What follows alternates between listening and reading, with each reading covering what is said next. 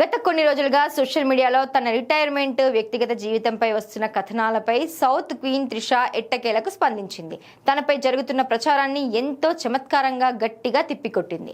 తన ఇన్స్టాగ్రామ్ స్టోరీలో ఒక పోస్ట్ పెడుతూ, నేను సినిమాలకు గుడ్ బై చెప్పేశానట, ఒక ధనవంతుడైన బిజినెస్ మ్యాన్ ను పెళ్లి చేసుకున్నానట, అంతేకాకుండా నిన్నటితో 2 ఏళ్లు నిండిన 4 పిల్లల్ని పెంచుతున్నానట, ఇంకా ఏమైనా యాడ్ చేయాలా, లేక ఈ రోజుకి ఈ కల్పిత కథల కోట పూర్తయిందా అంటూ ఎద్దేవా చేసింది.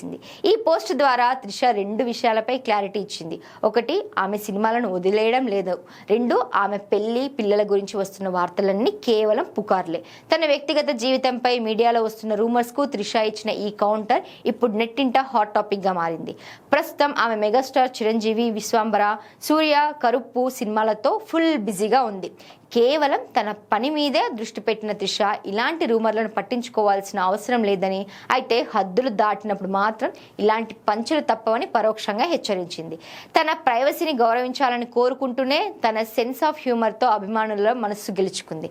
అయినా కూడా అమ్మడు తమిళ స్టార్ హీరో విజయ్ దళపతి వ్యవహారంతో ఎప్పటికప్పుడు హాట్ టాపిక్ అవుతూనే ఉంది.